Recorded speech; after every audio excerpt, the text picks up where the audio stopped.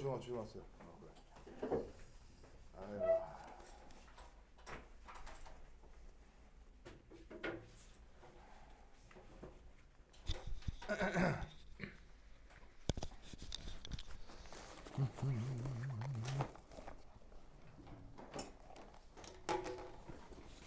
오, 그래.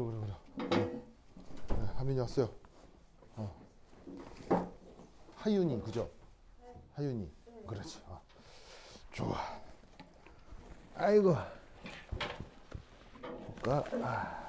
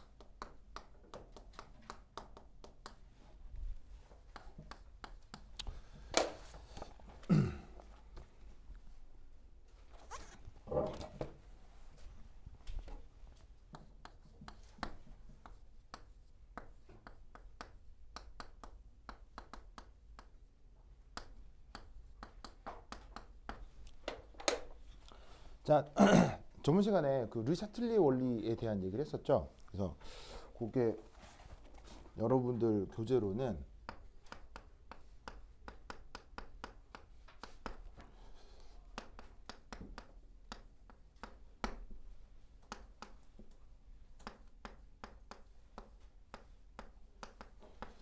자, 여기 좀 나온다고 했었는데 이 르샤틀리에 원리에 대해서 좀 이제 정리해보자 그런 타입의 문제가 14번이었어요. 그래서 이게 뭐 사실은 르샤틀리에라는 사람이 물리학자여서 르샤틀리에 원리는 100% 수학적인 원리예요. 그래서 그 뭐 말로 설명하고 이런 게 아니고 막 미분하고 적분하고 이렇게 해서 보여주는 건데 그 옥스토비 책에서는 그렇게 얘기하고 있진 않거든요. 그래서 그냥 수학적인 건 빼고 정성적인 것에 대한 설명을 하는데 그게 옥스토비 책에서 세 가지 포인트로 설명이 돼요. 그 책에 있는 그 세 가지를 논술하라 이런 문제라고 했었죠. 그래서 저번 시간에는 아마 첫 번째 요거까지 했을 거예요. 어, 그, 어,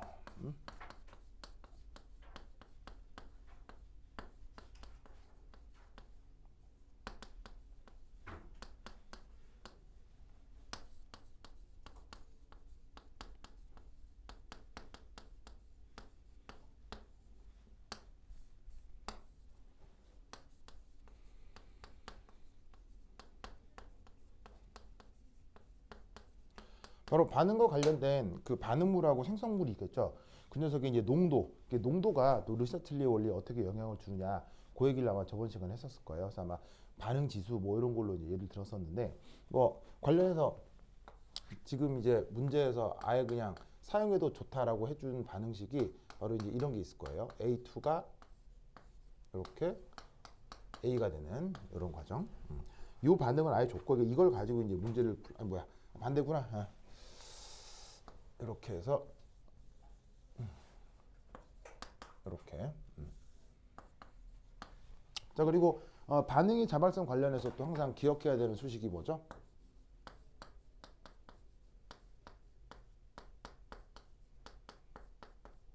이거라고 했죠.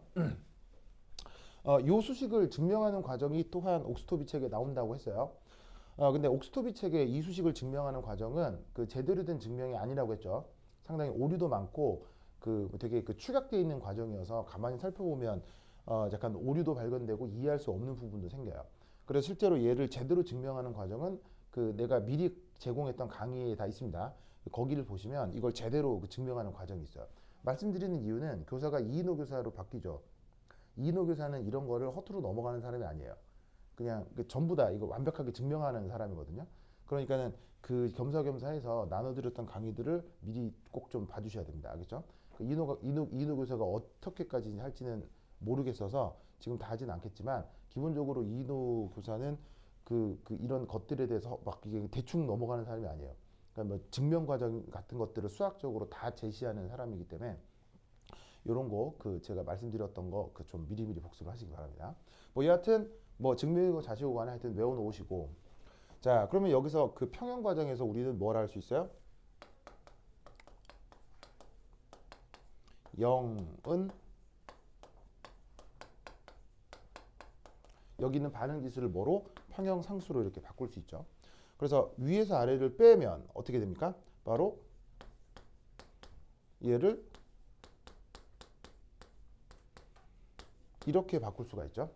그래서 이 수식도 중요하지만 이 수식도 굉장히 중요합니다. 그래서 지금 1번 같은 경우 이 수식을 활용해서 그 저번 시간에 막 증명을 했었던 것 같아요. 자, 요거 말고 이제 두 번째 거. 자, 두 번째 거는 요거.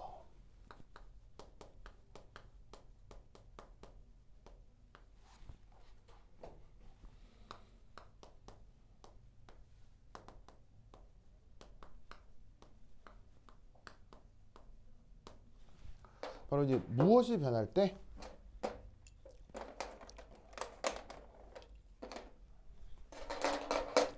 changing the volume, 바로 이제 부피. 그래서 부피가 그 르샤틀리의 원리에 따라서 평형의 그 자발성에 영향을 주죠. 근데 사실은 이렇게 물리학적으로 수학적으로 생각하면 1번이나 여기 2번이나 같은 말이에요. 같은 말이어서 이걸 내 생각으로 이거 분리해서 따로 얘기하는 게 내가 볼 때 좀 별로 좋지 않다고 생각하고, 그러니까 뭐 좋은 방식은 아니라고 생각을 하는데 옥스터비 책이 나와. 이게 나오니까 책에 있는 내용을 이렇게 이제 다시 한번 말씀드리는 거예요. 그럼 부피가 변할 때 저 르샤틀리의 원리가 어떻게 적용되느냐, 그 반응의 자발성에 뭐 주어져 있는 이 반응에 대해서 한번 생각을 해보시면 뭐 이렇게 한번 해볼까요? 첫 번째 1. 기존의 평형이 나타났을 때 그때의 전체 부피를 V1이라고 합시다.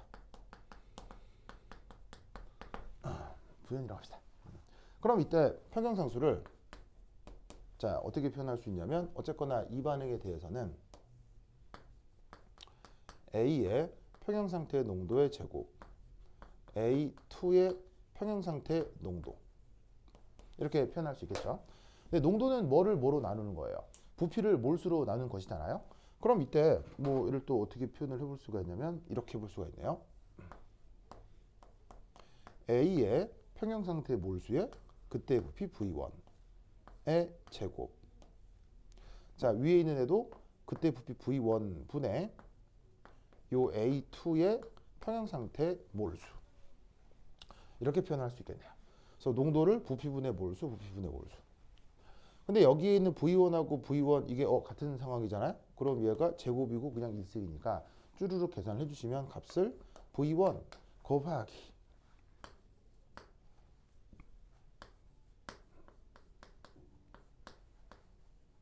이렇게.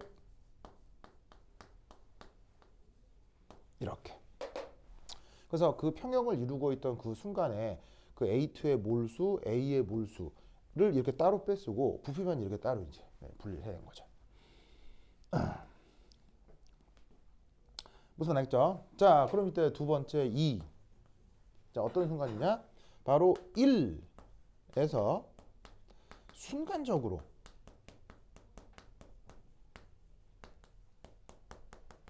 부피를 V2로 바꾸었다면 어떻게 될지 한번 생각해 봅시다. 그러니까 이런 상태로 그 정반응도 역반응도 딱 균형을 이루어서 딱 평형을 이루고 있는데 갑자기 부피만 V1에서 V2로 팍 바꿨다, 이렇게 생각해 보자 이런 말이에요. 그러면 어디만 변하고 어디는 일정하겠어요? 부피만 변하고 이 몰수 부분은 일정하다고 생각할 수 있겠죠. 그러니까 순간적으로 확 변화시킨 거니까 아직 뭐 반응이 이제 그 뭐 정반응이건 역반응이건 가기 전에 순간적으로 부피만 변화시킨 거니까 몰수는 일정하다고 해봅시다. 그럼 이 경우 Q 이것도 한번 물어볼까? 여경 이 Q가 뭐죠? 네네네. 반응 지수 영어로 영어로 미안. 영어로 리액션 코우션트라고 했어요. 리액션 코우션트. 그래. 우리 오빠 이름이? 호원이. 호원이 오빠 이거 알았어요? 네? 이거 단어 이거 리액션 이거 알았어요? 잠깐 생각이 안 났어요. 알겠습니다. 우리말로 반응 지수, 영어로 리액션 코우션트. 알겠죠? 네, 기억해 두세요. 자, 어쨌거나 얘는 그러면 어떻게 표현되겠어요?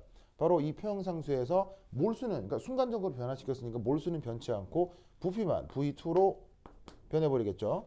그래서 앞서의 평형을 이루고 있었던 몰수는 그대로 있고 부피만 V1에서 V2로 뽀롱 바뀌게 될 거예요. 그럼 이때 여기에서 우리는 어떤 생각을 해볼 수가 있냐면 이 반응 지수를 평형상수로 나누어 보자. 그럼 요거하고 요거를 나누어 보자. 그럼 몰수 부분이 같기 때문에 부피만 달라졌죠. 그럼 얘를 어떻게? V2 over V1 이렇게 쓸 수 있겠네요. 맞나요? 그럼 여기서 우리는 이런 해석을 할 수 있겠거든요. 바로 뭐다? 저기에 있는 V2가 자 V1보다 크면 그러니까 V1보다 V2가 이제 더 작으면 이렇게 되는 거죠. 나중 부피를 더 작게 만약 피스톤이라고 하면 피스톤을 압축시켰다 이렇게 생각을 하는 거죠. 그러면 왜 난데없이 작다고 얘기를 하느냐? 이게 작다는 거니까 바로 반응 지수가 평형상수보다 작다 이런 뜻이겠죠. 그럼 어떤 일이 벌어지냐면 이게 이 V2가 더 작으면 반응 지수가 더 작고 이 값이 1보다 작죠. 그럼 어떻게 되냐면 저기에 있는 델타 G 이게 음수가 되겠죠. 그래서 이 반응 지수를 깁스 에너지 변화를 RT 로그 K분의 Q라고 할 수 있는데 이 부분이 1보다 작으면 로그를 취한 거니까 델타 G가 음수가 되겠죠. 그럼 델타 G가 음수가 된다는 게 이제 무슨 뜻이 되겠어요? 바로 정반응이 자발적으로 된다는 것이죠.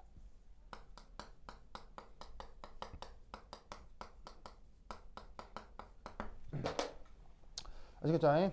그리고 당연히 반대는 뭐겠어요? 반대는 반대겠죠. 그럼 뭐 화살표를 반대로 바꿔서 V2하고 V1을 이렇게 이제 화살표를 반대로 하면 이때는 어떻게 되겠어요? 역반응이 일어나겠죠.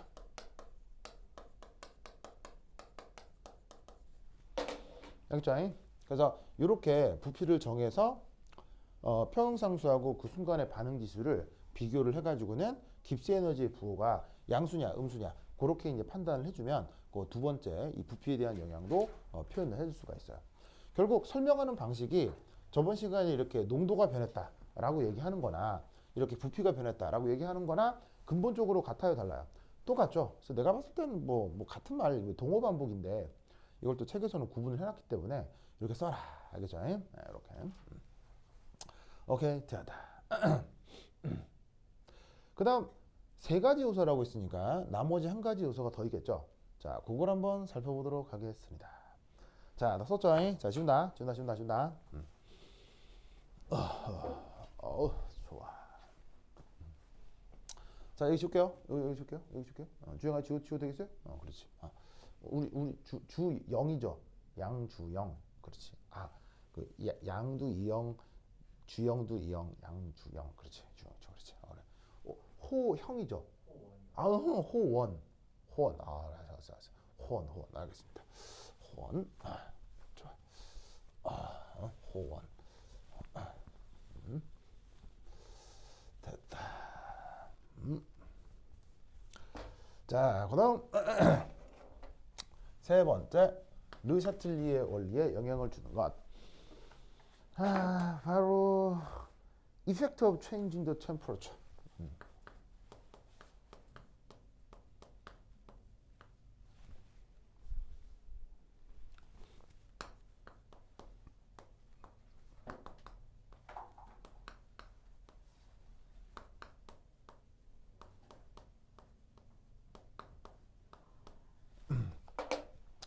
자, 르샤틀리 원리에서도 뺄 수 없는 거 바로 여기에 있는 온도의 영향입니다. 사실 이게 르샤틀리 원리는 뭐 되게 유명하고 뭐 책 뒤지면은 나오거든요. 그래서 그냥 내가 여러분한테 여기 이제 읽어보고 내용 뭐 정리하면 돼요. 이러면 되는데 굳이 이렇게 차근차근 설명하는 이유는 사실 요거 때문이에요. 요거 설명할 때 이게 또 어떤 루틴한 설명 과정이 있거든요. 그래서 이제 그거를 좀 말씀드리려고 이걸 한번 해본 겁니다. 그래서 내가 봤을 때는 요게 좀 중요하지 않나 좀 싶어요. 자, 우선 뭐냐. 첫 번째 1.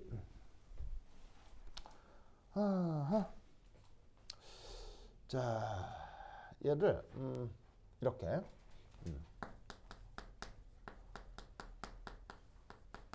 1번에 와서 제목을 어떻게 쓸까? 제목을 제목 어떻게 쓰지? 제목을 제목 어떻게 쓸까? 제목을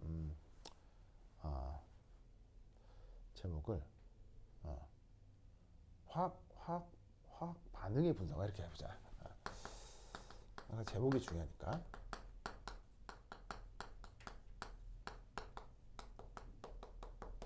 자, 우선 첫 번째 1. 자, 지금 반응을 예시를 요거로 들고 있잖아요. 이거. 주어진 반응의 반응 엔탈피. 지금 문제 1차에 아무런 정보가 있는 것 같지 않지만 주어진 반응이 이거라고 하면 이 반응은 지금 발열이겠어요? 아니면 흡열이겠어요? 자, 쟤는 그냥 냅다 그냥 발열이겠어요? 흡열이겠어요? 아무런 정보가 없죠? A가 뭔지 뭐 전혀 뭐 알 수가 없기 때문에 알 수 있나 싶겠지만 가만히 생각해 보면 판단할 수 있어요.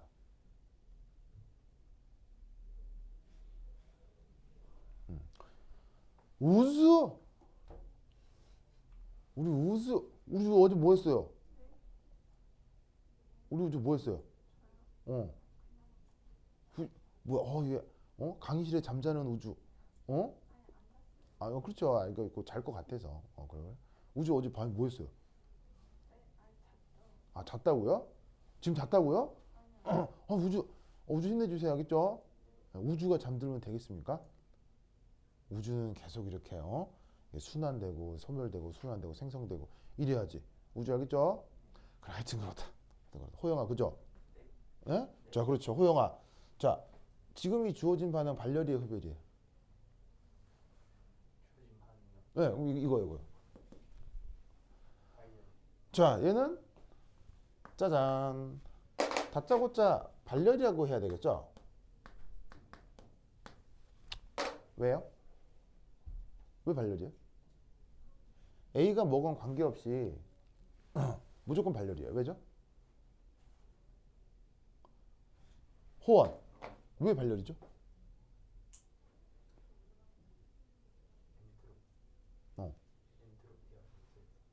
엔트로피가 감소해서 뭐 그것도 좋아요. 또 좋은데 바로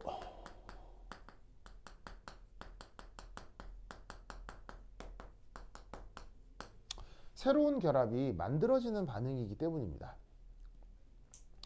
자, 보시다시피 뭔가가 입자의 개수가 줄어들고 있죠.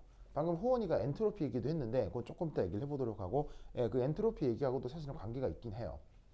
그래서 여기 보시면은 그 A라고 하는 입자 두 개가 하나로 뭉쳐지는 거죠. 그럼 어떤 입자가 저게 원자가 됐건 분자가 됐건 뭉쳐져서 개수가 줄어든다는 얘기는 어떤 결합이 해리된다는 얘기예요? 결합이 생성된다는 얘기예요?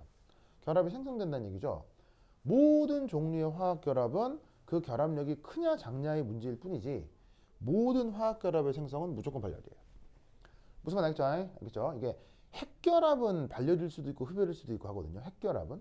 근데 화학결합은 무조건 발열이에요. 알겠죠? 무조건. 왜? 왜? 또 이유를 하나 더 달자면 모든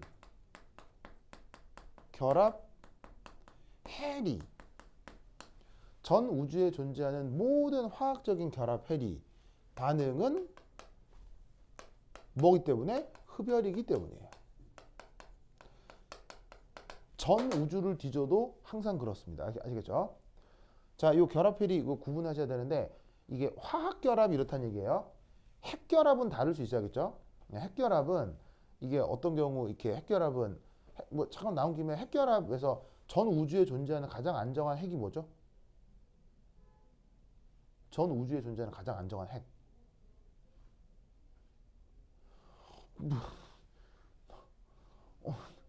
철. 그래서 태양 같은 것들이 핵융합을 통해서 수소가 힐륨, 탄소, 산소 이렇게 바뀌잖아요. 그래서 어디까지 가요? 철까지 가잖아요. 철까지. 그 철까지 갈 때 그 별은 계속 빛을 내죠. 핵이 융합돼서 철까지 될 때는 무조건 발열이라고요. 근데 철 이상은 더 이상 안 되거든요. 핵융합이. 왜? 철 이상을 넘어가면 핵의 안정도가 떨어지기 때문에 철을 융합시켜서 다른 걸 만들려면 그때부터 흡열 반응이 돼요. 그래서 전 우주의 모든 별들은 철까지 가야 될 것 같은데 철 말고도 다른 원소는 있죠. 그건 왜 가능한 거예요? 바로 중력크 때문에 철땡이가 많이 모여 있으면 중력크도 클 거 아니에요. 중력크 때문에 짜부러져 가지고는 흡열 반응인데도 철 이상의 원소들이 맹그러지는 거예요. 무슨 말 알겠죠? 알겠어요? 그래서 철이 가장 안정한데 그것보다 더 불리한 원소들이 중력크에 의해서 어떻게 된다? 생성이 된다. 그래서 전 우주에는 철 외에 철보다 불리한 원소들도 전 우주에 있을 수 있다 이런 말이죠. 그래서 원자 분호가 작은 걸 철로 만드는 과정은 무조건 발열이에요. 근데 원자 분호가 철보다 큰 거는 핵 분열을 시킬 때 발열이에요. 호원 알고 있었죠? 네. 그래? 근데 왜 아무 말도 안 해요? 그러게요. 그러게 말이에요. 알겠죠? 그래서 하여튼 핵반응은 좀 다를 수 있는데 화학결합은 무조건 해리가 흡열, 그럼 생성은 발열. 알겠죠? 그 다음 두 번째. 자, 방금 또 우리 친구가 얘기했듯이 두 개가 한 개가 되기 때문에 얘는 무질소도가 증가해요, 감소해요?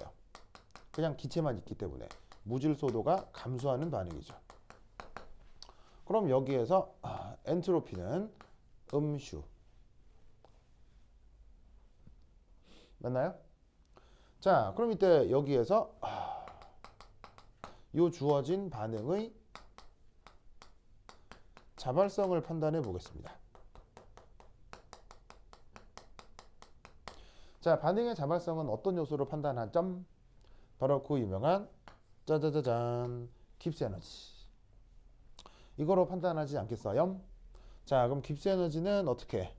델타 H 빼기 T 델타 S 이렇게 표현이 되는데, 자, 반응의 자발성 판단. 어쨌거나 주어진 반응이 잘 된다라고 가정을 해보잔 말이에요.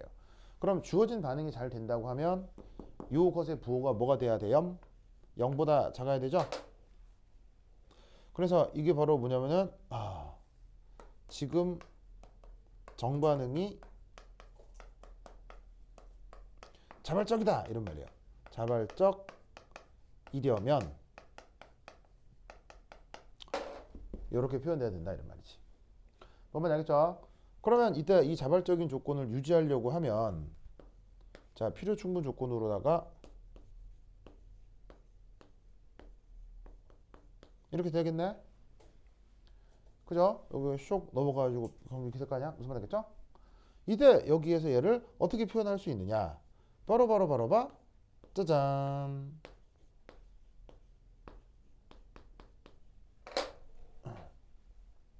보이시죠? 이런 식으로 표현이 돼요. 자, 여기서 중요한 건 뭐가 바뀌었죠? 짜잔. 여기 있는 부동호의 부호가 짜잔 하고 바뀌었죠? 이유는 바로 여기에 있는 요 엔트로피. 요 엔트로피. 이게 부호가 뭐니까요? 마이너스니까요. 그러니까 마이너스를 나누니까 부호가 획 바뀌겠죠? 무슨 말 나겠죠? 그러면 잘 보세요. T가 지금 뭐예요? 온도죠. 온도인데 엔탈피를 엔트로피로 나눈 어떤 수식이 어떤 값이 있을 거 아니에요. 그 어떤 값보다 작다. 무슨 말 나겠어요? 그리고 이제 또 예를 들면 지금 엔트로피도 음수지만 엔탈피도 지금 뭐예요? 발열인지라 마이너스죠? 그럼 마이너스를 마이너스로 나누면 그 마이너스예요, 플러스예요? 그럼 플러스죠. 그럼 이건 우리가 어떻게 생각을 해볼 수 있냐면 얘는 플러스 값으로 표현되는 어떤 온도란 말이에요. 저 주어진 반응에 엔탈피와 엔트로피 값이 있을 거 아니에요. 그럼 나누면 어떤 양의 값이 나오겠죠. 그럼 그 양수보다 온도가 뭐 할 때 더 작을 때 주어진 반응이 정반응이 자발적이다 라고 해석을 할 수가 있다는 얘기죠. 무슨 말 알겠죠? 그럼 이거를 이 주어진 반응에서는 우리가 어떻게 해석을 해볼 수 있느냐? 바로 어떤 숫자보다 온도가 더 낮아야 되니까 얘는 저온 조건일수록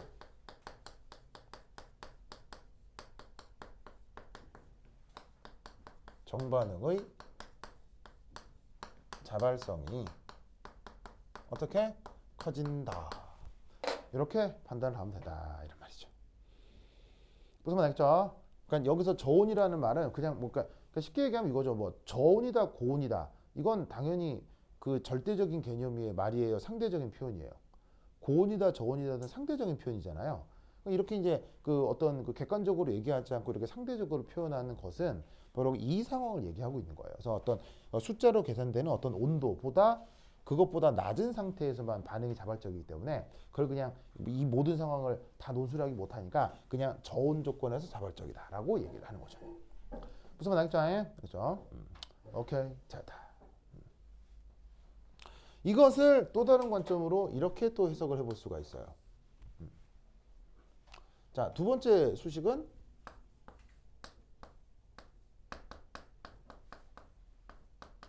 반트호프 수식. 기억나나요? 자, 반트호프 수식 뭐예요? 자, 뭐 증명이고 자시고 다짜고짜 외워야 되죠. 로그 K는 마이너스 R분의 델타 H T분의 1 R분의 델타 S. 이거의 반트호프식이죠? 이걸로도 뭐 여러 가지 표현을 해볼 수가 있는데, 자 여기 보시면은 어쨌거나 발열이라며 그냥 이렇게 반응식을 이렇게 쓰면 그럼 발열 그럼 음수. 그럼 이게 엔트로피가 음수 그쵸? 엔탈피가 음수 그 다음에 마이너스 또 있어. 그럼 여기까지를 통째로 뭐로 잡으면 돼? 이 마이너스고 마이너스니까 이 통째로 플러스다. 무슨 말 알겠죠? 그러면 이게 온도가 역수로 들어가 있으니까 이 온도가 뭐 할 때? 감소할 때 평형상수가 커진다. 이렇게 생각을 하면 된다 이런 말이죠. 무슨 말 알겠죠? 왜냐하면 이게 플러스고 로그는 그 증가함수니까 온도가 역수로 들어가 있는 경우는 온도가 작아질수록 얘가 증가하게 될 거 아니에요. 그럼 온도가 작아진다. 그게 무슨 말이에요? 저온 조건일수록 평형상수가 커진다. 그게 바로 정반응의 자발성이 커진다. 알겠죠? 그래서 이렇게 논술을 해야 되고 이렇게 논술을 해야 되고. 알겠죠? 그래서 그 사실 옥스토비 책에는 그냥 이런 말로만 나와 있거든요. 근데 오히려 이런 식의 그 접근이 오히려 조금 더 좋을 수도 있어요. 그죠? 그래서 편리할 수도 있으니까 요런 표현 둘 다 기억을 해 두시기 바랍니다. 우측 알겠죠? 그래 됐다. 자 됐다. 하이 다 알겠죠? 좋았어. 자 됐다. 자 다 적었죠? 그렇지. 주영아 잘 보여요? 그래. 자 목소리 잘 들리겠지? 잘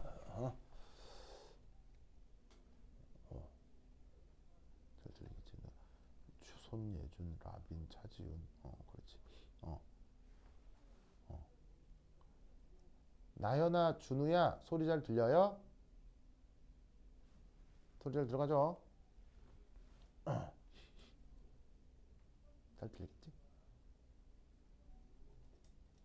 하나, 둘, 셋, 넷. 오케이. 좋았어요. 다행이다. 그렇지.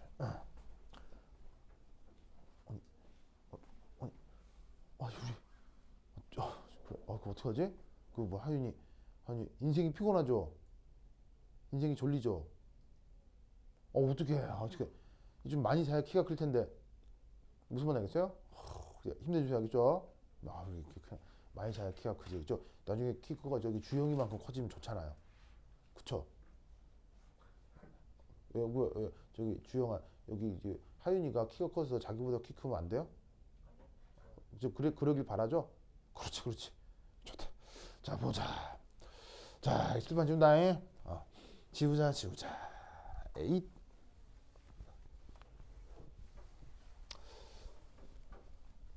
자, 뭐 특별히 어려운 건 아닌데, 요거를 풀었던 아까 얘기했던 그 부피가 변한다, 농도가 변한다로 르샤틸리의 원리를 설명했던 이 부분 있죠. 이게 묘하게도 서울대나 카이스트에서 입시 문제로 되게 잘 나왔었어요. 최근에는 나온 적이 없는데 옛날에는 많이 나왔어요. 근데 입시 문제는 그 옛날 게 중요해요. 왜겠어요? 입시 문제는 물론 다 중요한데 최근 건 별로 안 중요해요. 입시 문제는. 왜죠? 또 내긴 그렇잖아요. 무슨 뭐 작년에 냈는데 또 내긴 그렇잖아요. 그죠? 어쩌다가 그런 경우가 한 번 있는데, 근데 작년에 냈는데 또 내긴 그렇잖아요. 근데 기출 문제로 낸 건 어쨌건 내용적으로 중요한 거야, 안 중요한 거야? 중요한 거지. 그러니까 낸 건데 바로 작년에 낸 건 좀 그렇단 말이에요. 그러면 보통 뭘 내겠어요? 돌려내요, 이게 돌려. 알겠어요? 옛날에 뭐 했더라 이런 거 이거 해갖고 알겠죠? 그래서 요거 이용해서 르샤틸리 원리를 설명했던 문제가 그 서울대에서 한번 나온 적이 있거든요. 그래서 여하튼 이렇게 표현하는 어떤 방식을 꼭 그 익숙하게 연습을 해두세요. 자, 그다음.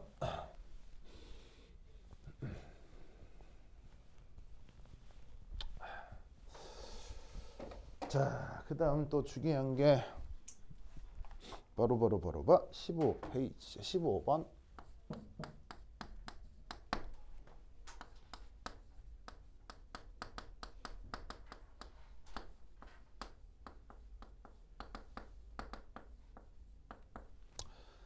자, 그 다음 할 거.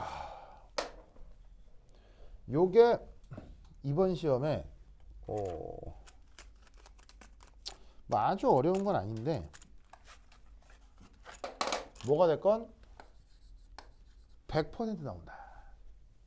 이번 시험 범위에 이거 뭐 아주 어렵게 내긴 좀 그래요. 뭐 그런데 그냥 뭐 쉬운 문제로라도 하여튼 이번 시험에 무조건 나온다. 알겠죠? 무조건 나온다. 네. 이건 어떤 교사가 뭐 시험 문제를 내도 무조건 나온다. 자, 이제 우리말 번역은 분배 개슈. 여러분 이번 학기에 그 화학 선택 과목 뭐 했어요? 고급 유기 했어요? 물리화학이랑 무기화학 했어요. 무기화학하고 물리화학이요? 이 자꾸 다른 걸 여네. 그래서 보통 뭐 선택한대요? 딱 반반 갈렸어요. 반반 갈렸어요? 근데 둘 중에 하나만 열어줄 걸? 둘 다 열렸어요. 둘 다 열린대요? 네. 쌤들이 어. 그 고급 무기랑 어. 고급 분석을 안 연다고. 그러니까 이게 원래 옛날에는 그냥 옛날에는 분석화학만 열었거든요. 근데 딱 작년부터 갑자기 고급 유기를 열더니 올해는 또 앞으로 계속 순환해서 낼 모양이네요. 그래요. 그래서 뭐 고급 무기하고 물리가 열렸다고요? 네. 그렇구나. 교재도 정해졌어요?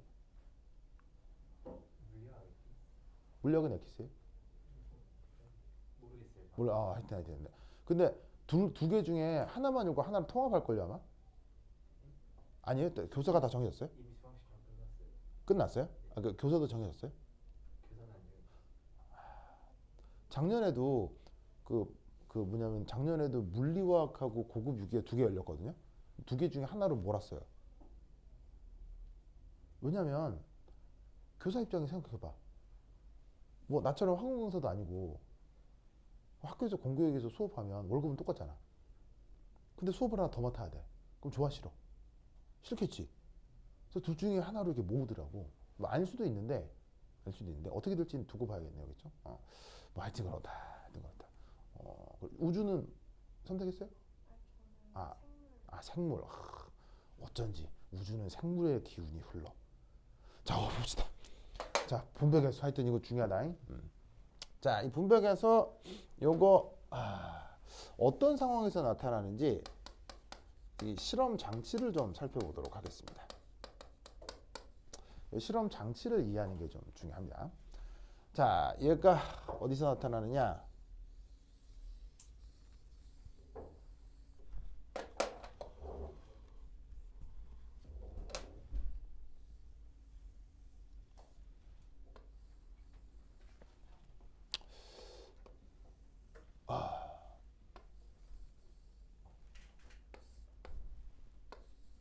짜잔. 화학 실험실에 가면 이렇게 생긴 애가 있어요. 물론 실제로 이렇게 넙대대하게 생긴 건 아니고요. 내가 여기다가 무슨 내용을 써 넣어야 돼서 넙대대하게 그린 거고, 실제로는 이렇게 이게 무슨 컵처럼 그러니까 이게 얄푸리하게 생겼어요. 되게 매끈하고 예쁘게 생겼어요. 그래서 이게 이렇게 예쁘게, 그러니까 실제 모양은 한 슉슉, 하여튼 이게 이것보다 조금 더 예쁘게 생겼거든요. 더 예쁘게 생겼는데 여기다가 이제 내가 내용을 써 넣어야 돼서 이렇게 좀 확대해 와서 그린 거예요. 자, 이름은 세파라토리 포넬이에요. 자, 세파라토리 포넬 우리말 번역은? 주영아, 우리말 번역은? 세파라토리 포넬. 그렇지. 바로 그 유명한 분별의 깔때기. 떼기 깔때기. 아시겠죠?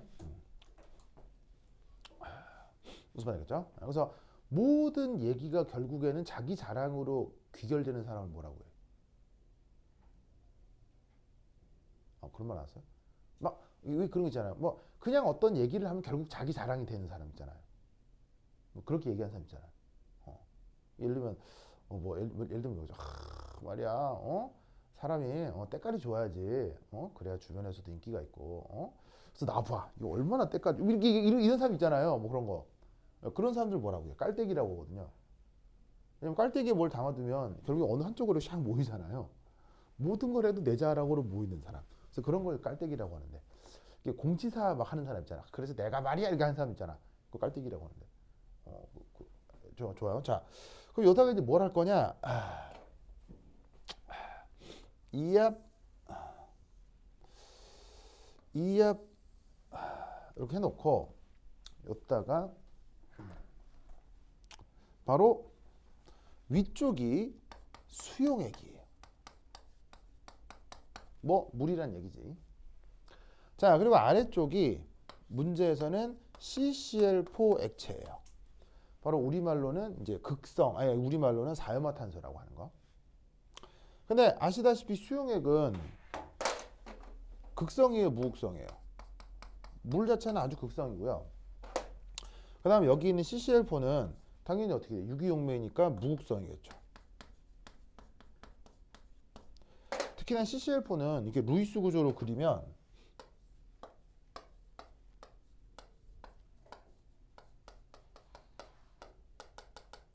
짜잔, 이게 사유마탄소의 루이스 구조잖아요.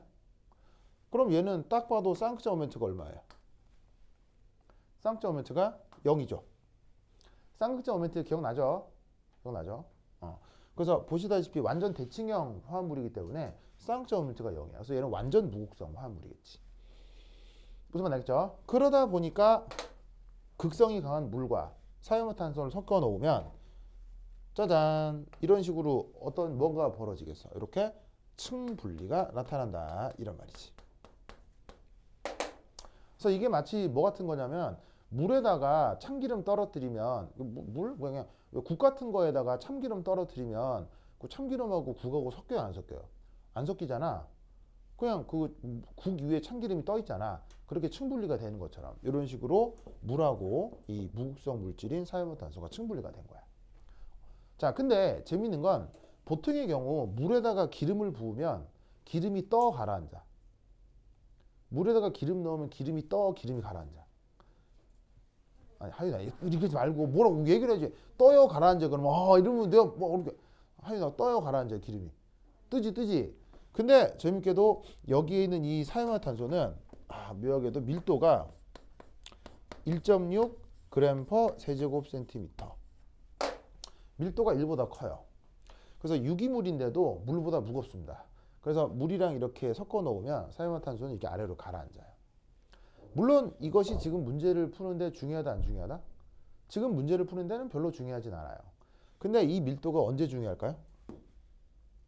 이게 언제 중요할까요? 화학 실험할 때 억수로 중요해요. 화학 실험할 때. 왜냐하면 결국에는 이 둘을 분리할 거거든요. 분리할 건데 물이 갑자기 막 여러분들이 헷갈릴 거를 막 걱정해서 갑자기 물이 어머 얘들아 내가 물이야 뭐 소리를 질러 주겠어요 이거? 이 사이화탄소가 막 내가 사이화탄소라니까 뭐 이렇게 막 하겠어요? 안 하겠지.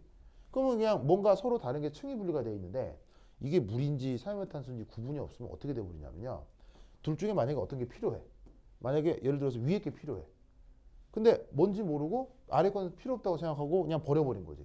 위에 것만 떴어. 아 근데 알고 봤더니 밑에 게 중요해. 밀도를 착각해가지고 위아래를 헷갈린 거야. 무슨 말 알겠어요? 그래서 중요한 게 보시다시피 밑에 있는데 중요한 게 위에 있는 걸로 착각하고 밑에 걸 버리고 위에 걸 남겨버리는 거지. 그럼 어떤 일이 벌어지겠어요? 실험을 다시 해야 되는 일이 벌어져요. 무슨 말 알겠죠? 그래서 이 분별 깔때기 가지고 이런 추출 실험을 할 때는 사용하는 용매의 이 어떤 저 밀도가 얼마인지가 되게 중요해요.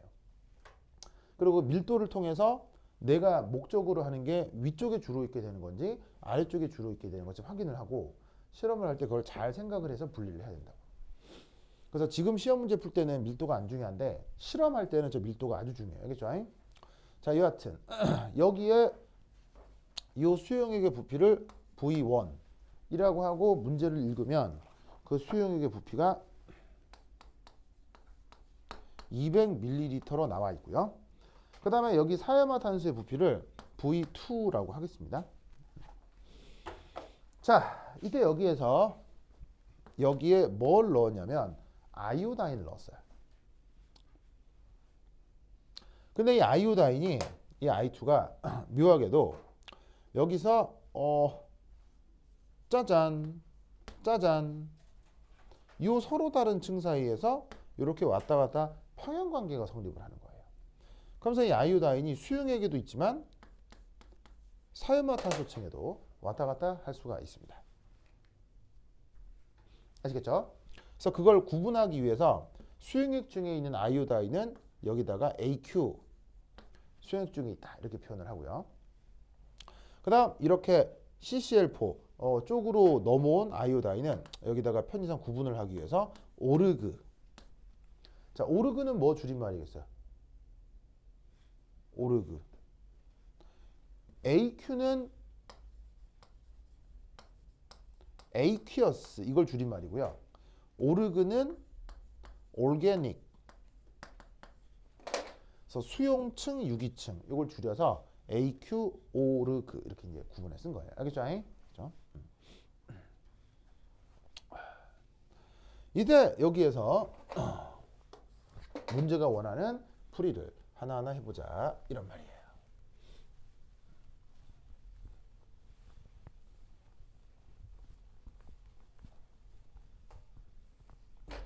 자, 첫 번째 1.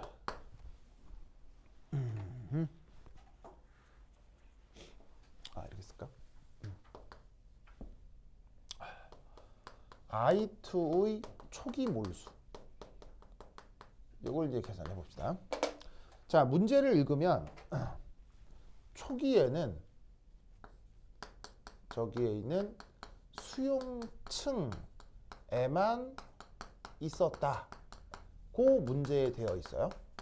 그래서 처음에 아이오다인이 여기만 있었던 거지. 거기다가 사이화탄소 CCl4를 넣고 얘가 이동하기를 기다린 거예요. 무슨 말이겠죠? 그걸 이제 우리가 추출이라고 표현을 하는 거죠. 그래서 맨 처음에 수용층에 있었던 저 I2의 저 초기 몰수를 한번 계산해 보도록 하겠습니다. 그게 문제에서 뭐라고 돼 있냐면 뭐 그냥 편의상 뭐 N0 뭐 여기 됐을까? N0 이렇게 씁시다. 근데 농도가 얼마라고 돼 있었냐면요. 4.5 곱하기 10의 마이너스 2승몰이라고 문제에 나와 있어요. 그리고 수용층에만 있었다고 했는데 물층에는 여기 200ml 뿐이었죠. 그러면 얘를 계산하면 뭐가 나올 거 아니에요? 계산하면 뭐가 나오냐면 9.0 밀리볼. 그래서 지금 저 저 분별 깔때기 안에는 총 아이오다인이 9.0 밀리몰 있는 거예요. 그죠? 네. 자, 이 상태에서 두 번째 이 저런 식의 그 추출 실험 후 추출 영어로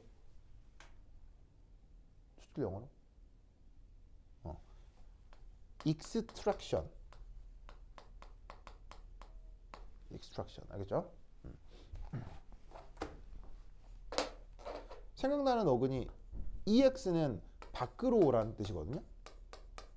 어근의 뜻이 tract가 뭐예요? tract 끌어내다 라는 뜻의 어근이에요. 그래서 왜 농기구 중에 트랙터라고 하는 기계가 있죠. 트랙터. 그거 타고 붕붕 가면은 차가 힘이 세가지고 크고 무거운 물건을 질질 끌어다닐 수 있잖아요. 그 트랙터 알겠어요? 밖으로 끌어내다 뭐 이런 얘기 알겠죠? 그러니까 추출이죠. 그러면 추출 실험 후 자 여기서 추출 실험 후 수용층에 남아있는 I2의 몰수를 N1 이라고 하면 저런 식으로 추출을 해서 CCl4 층으로 이동한 몰수는 뭐라고 해주면 되겠어요? 바로 N0 빼기 N1 이라고 얘기해주면 되겠죠. 맞나요? 뭐 되게 어려운 거예요? 완전 당연한 거예요? 완전 당연하다. 아시겠죠? 그리고 세 번째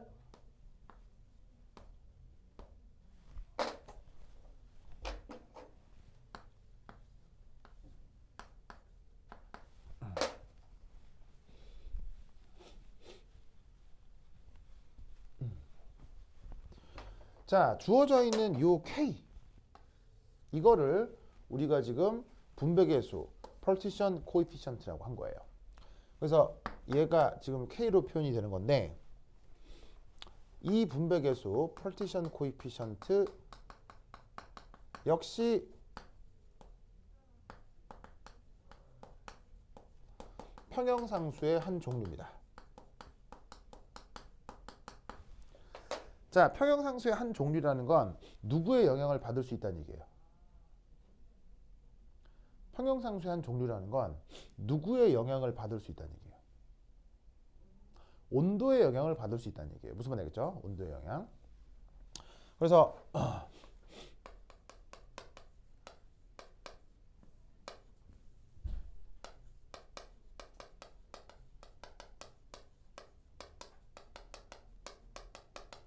이거 꼭 기억하시고요. 이게 지금 어떻게 표현되냐면 이렇게 표현돼요. 바로 I2의 농도는 농도인데 바로 수용층에 존재하는 평형상태의 농도 분의 유기층에 존재하는 평형상태 농도의 비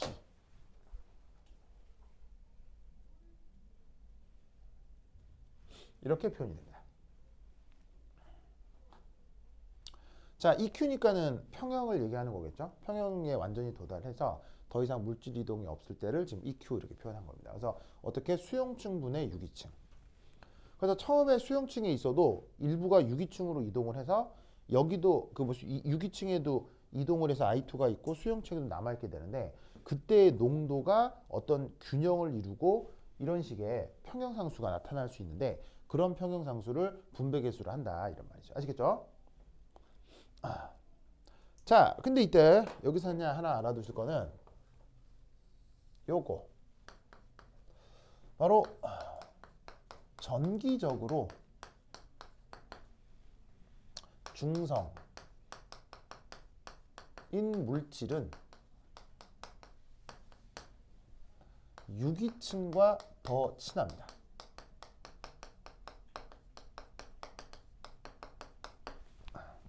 지금 I2라고 하는 게 그 자체로 정기적으로 중성이죠. 그럼 이 I2는 실험을 해보고 자시고 뭐고 간에 어떻게 된다? 저렇게 추출을 해버리면 농도적 측면에서 수용층에 잘 녹아있게 된다는 얘기예요. 사이화탄소층에 잘 녹아있게 된다는 얘기예요. 결국 사이화탄소층에 잘 녹아있게 된다는 얘기예요. 무슨 말 알겠죠? 그래서 이 값이 문제에서 뭐라고? 85로 주어져 있을 거예요. 근데 85고 자시고 간에 하여튼 이 값이 1보다 크다 이런 말이에요.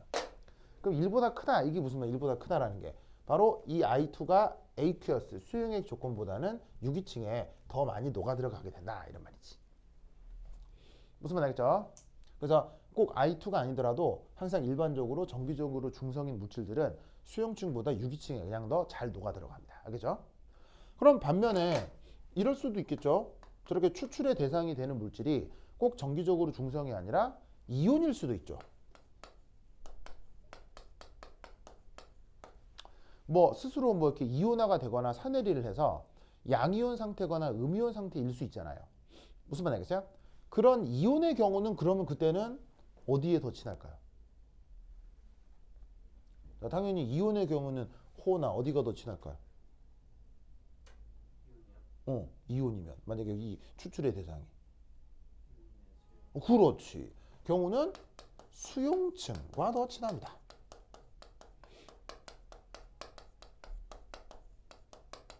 지금은 I2여서 정기적으로 중성의 물질인데 이 문제가 조금 응용되고 나면 그 이온을 가지고 저런 식으로 이제 분배를 해봐라라는 문제가 나올 수도 있어요. 그게 또 서울대 입시에 아주 진하게 나온 적이 있죠. 네. 서울대 입시 문제를 아주 심하게 나온 적이 있습니다. 그렇죠? 네. 그래서 하여튼 이것도 그래서 그런 뭐 제가 말씀드리는 모든 그런 내용들은 나눠드렸던 그 연습 문제 책 있죠? 이마트한 거 거기 다 들어가 있습니다. 그렇죠? 다 들어가 있습니다. 우주 풀곤 있어요? 뭐 다른 용도로 쓰는 거 아니에요? 라면 먹을 때 받침이나 뭐 이런 거 두꺼워서 그 좋을 텐데. 알겠죠? 이거 꼭 한번 꼭 공부를 좀 하세요. 알겠죠? 말씀드린 모든 그 문제들이 거기 숙제로 다 나가고 있습니다. 네. 자, 하여튼 자 그래서 얘를 이제 저기 이제 적용을 해서 표현을 좀 바꿔보자 이런 말이에요. 자 그러면 어떻게 되느냐? 자 K는 이렇게 뭐부대 뭐 유기층분의 수용층에 대한 농도잖아. 그럼 농도는 뭐를 뭐로 나누는 거야? 농도는 부피를 모루수로 나누는 거지. 그러면 수용층의 부피 얼마? 수용층의 부피 얼마라고 했어요? 수용층의 부피 V1이라고 했잖아요. 그죠? 그리고 수용층에 남아있는 아이오다인의 몰수 얼마라고 그랬어요? N1이라고 했죠? 그 다음 유기층 부피 얼마라고 했어요? V2라고 했죠? 그럼 유기층으로 넘어간 몰수 얼마라고 했어요? N0 빼기 N1.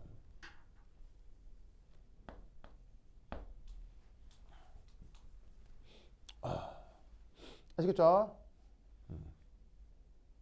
그럼 이때 얘는 보시다시피 뭐 제곱항이 있는 것도 아니기 때문에 다 일차항으로 표현되는 다항식이거든요. 그럼 우린 얘를 룰루랄라 정리를 해서 뭐로 바꿀 수 있느냐? 바로 N0분의 N1으로 표현을 바꿀 수 있어요. 그럼 이 계산은 뭐 특별히 어려운 거겠어요? 뭐 충분히 할 만한 거겠어요? 충분히 할 만하다 이런 말이지. 자 그러면 그 해놓은 결과가 어떻게 되느냐? 짜잔! 분배계수에 V2분의 V1 over V2분의 V1 아주 깔끔한 표현으로 바뀝니다.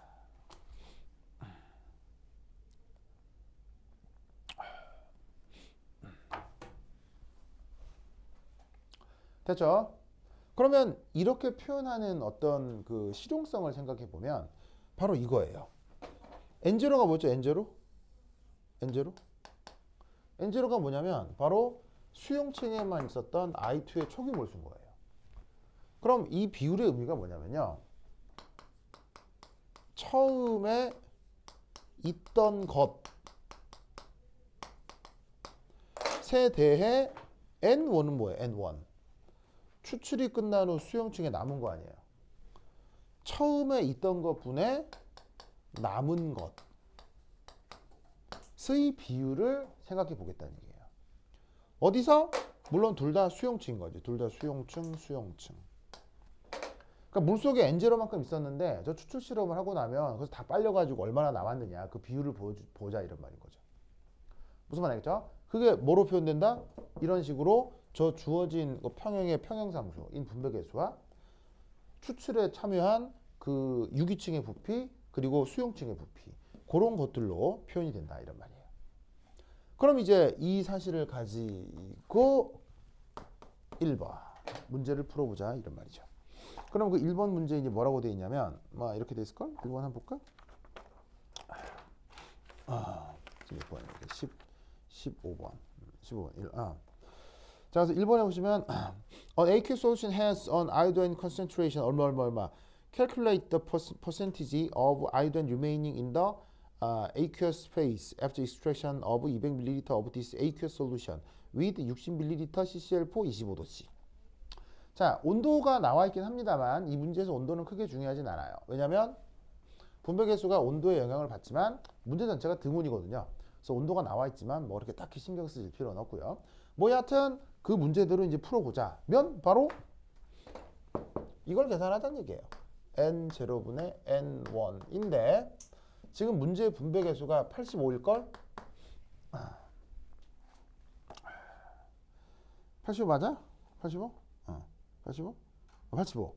자, 그리고 문제에서 저 수용층 부피 얼마라고 했어? 200ml라고 했죠? 수용층 부피 200ml라고 했죠? 맞아요? 그리고 문제에 그래서 사용한 CCl4의 부피가 얼마라고 돼 있냐면 60이라고 돼 있어. 60이라고 돼 있어. 무슨 말 나겠죠? 그러면 이거 계산하면 값이 뭐가 나오겠어? 뭐 나오겠지.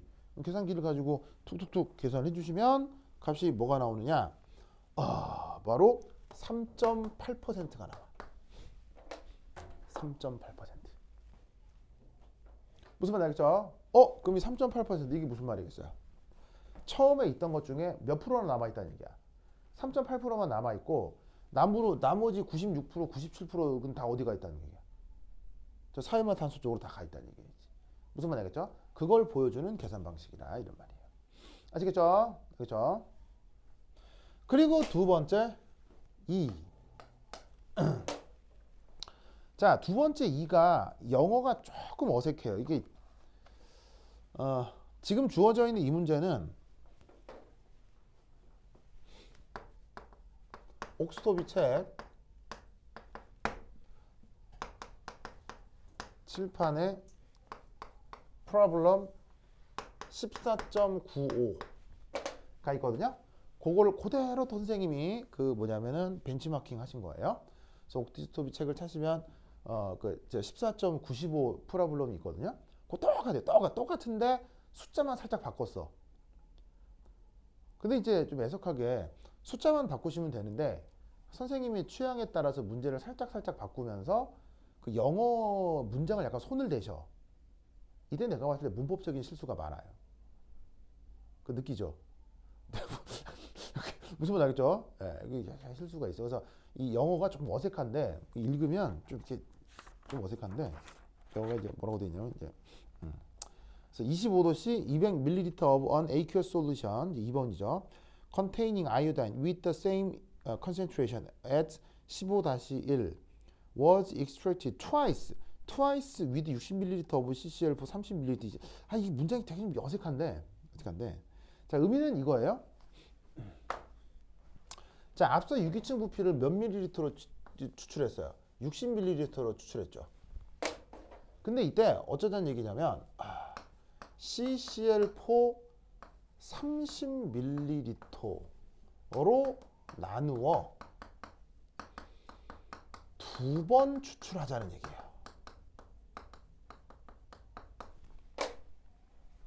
그러니까 저 사용화탄소를 30ml를 준비를 한 다음에 저 수용액을 한번 추출을 하고 그 30ml를 분리하고 다시 한번 사용화탄소를 30ml로 또 추출을 한번 더해서 수용층에 있는 걸 완전히 씨를 말려버리자 뭐 이런 얘기인 거죠. 무슨 말 알겠죠? 그러면 이때 여기에 있는 N0, N1 어떻게 계산하면 될까요? 어떻게 계산하면 될까요? 정답. 자, 무슨 말이냐면 이겁니다. 85 더하기 수용체의 부피가 바뀌진 않죠. 200ml 200ml. 자, 근데 추출하는 사이버탄소의 부피가 30ml로 바뀐 거예요. 그죠? 아까는 60이었는데 지금 30으로 바뀐 거예요. 이 30으로 바뀐 데다가 한번 30으로 추출하면 N1에 얼마가 남겠죠? 그 놈을 한 번 더 추출한다 이런 말이에요. 그래서 여기서 두 번의 의미를 제곱으로 표현하는 거예요. 무슨 말 알겠죠? 알겠죠? 그러면 이때 이 값이 어떻게 되겠습니까? 계산하면 어떻게 된다? 0.53% 정도가 계산이 됩니다.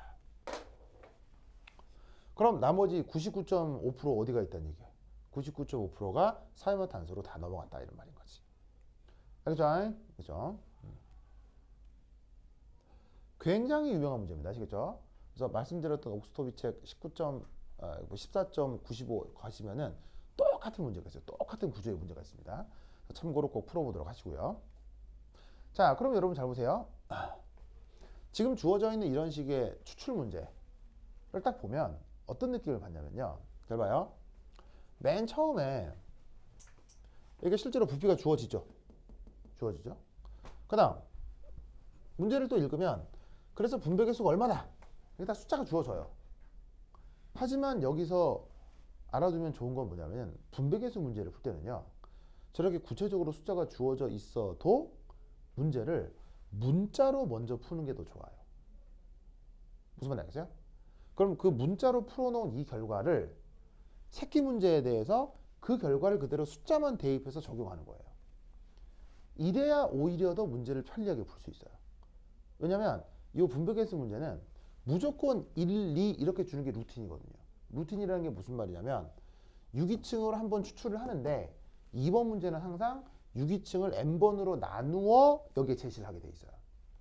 무슨 말 알겠죠? 이게 이 분배계수 문제의 루틴이에요. 그러니까 계산을 2번, 3번 반복하지 않으려면 문제를 문자로 표기를 한 다음에, 알겠어요? 논리를 문자로 표기를 한 다음에 각각 문제에 맞게 숫자를 이후에 대입을 해서 답을 구해내는 게 편리해요. 알겠죠? 분배계수 문제는 숫자로 문제를 풀지 말고 항상 이렇게 일반화된 문자로 문제를 풀어라. 여기 알겠죠? 한님도 알겠죠? 얘를 꼭 기억해 두시기 바랍니다. 요 그 파티션 코에피션트가 억수로 중요하다고 했는데 이게 중요한 이유가 뭐 사실은 여러 가지가 있을 수 있어요. 예를 들면 혹시 여러분 크로마토그래피라고 알아요? 당연히 알겠지. 생물 시간에도 배울 테니까. 자, 저 크로마토그래피 화학에서 중요할까요? 안 중요할까요? 억수로 중요합니다.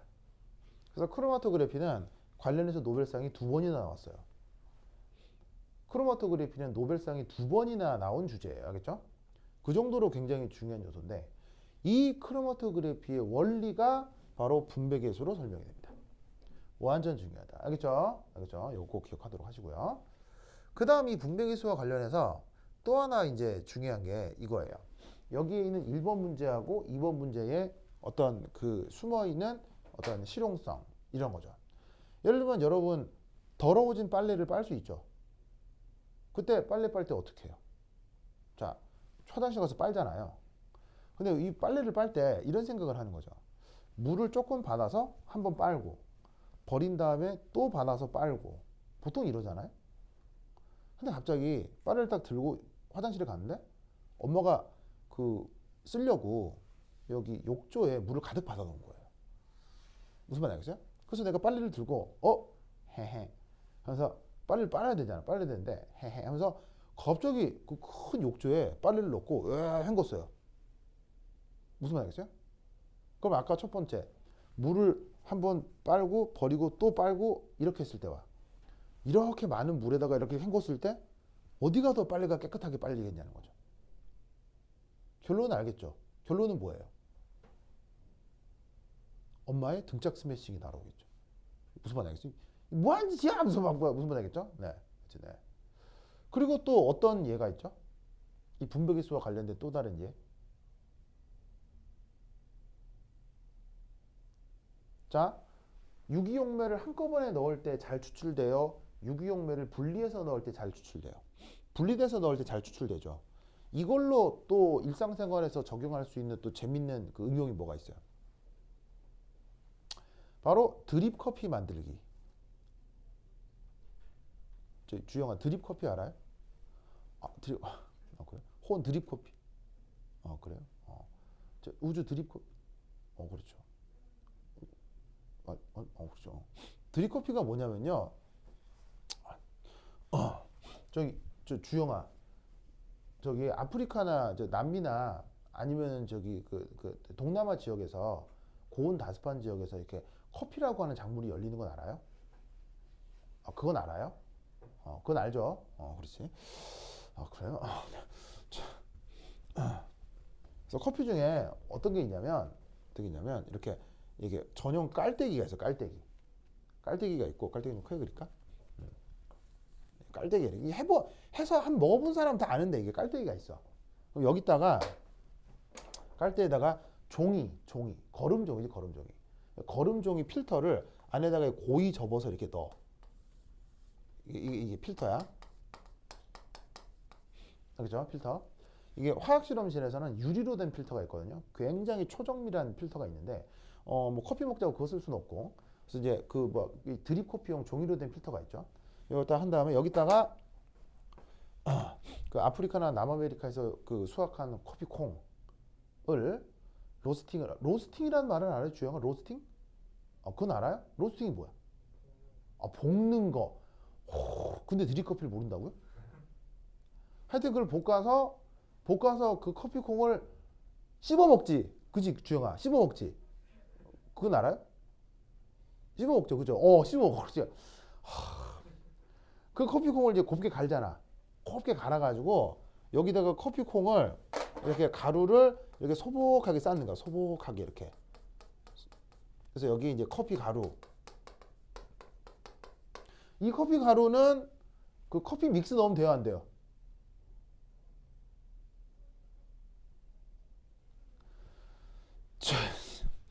커피 믹스 넣으면 안 돼요. 그래서요. 안 되죠. 커피 믹스 넣으면 안 된다. 안 되고 그 원두 커피 가루 있잖아. 그걸 가루를 넣어. 그런 상태에서 여기다가 컵을 이렇게 받쳐. 컵을 이렇게 받친 다음에 여기에 주전자를 이용해서 주전자가 이제 보통 이제 뚜껑이 이렇게 있고 주둥이가 밑에서부터 이렇게 있거든. 이렇게 넣고 여기에 자 뜨거운 물 뜨거운 물 여기서 콜콜 붓는 거야. 그럼 이 뜨거운 물이 여기에 있는 커피 가루에 하면 싹 적셔져 가지고는 이 안에서 이제 물이 쿨쿨쿨 나오겠지. 무슨 말 알겠어요? 그냥 뜨거운 물 한번 적셔 가지고 여기에 있는 커피 성분을 빼는 거야. 추출하는 거지. 얘가 드립 커피야. 주영아 이런 거 본 적 있어요? 모른다며.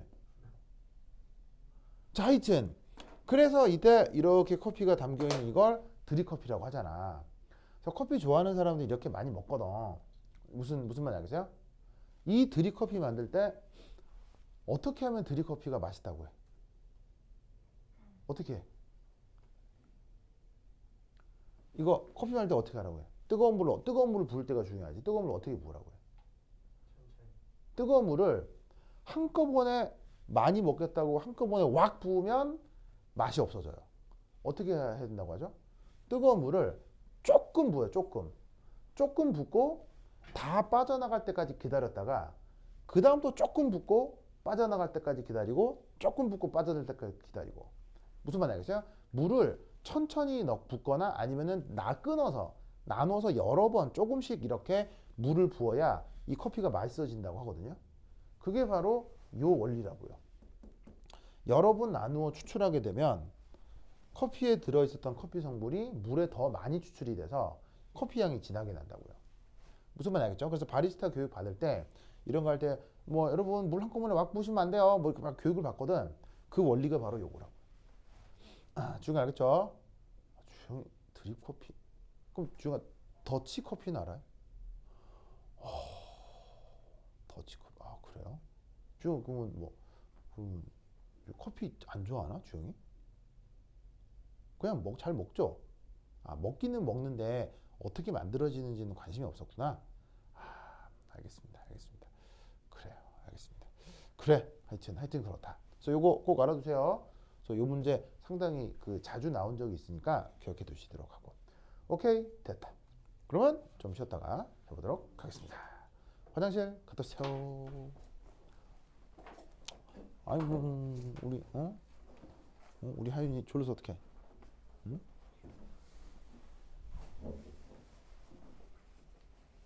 어디가? 아 충전.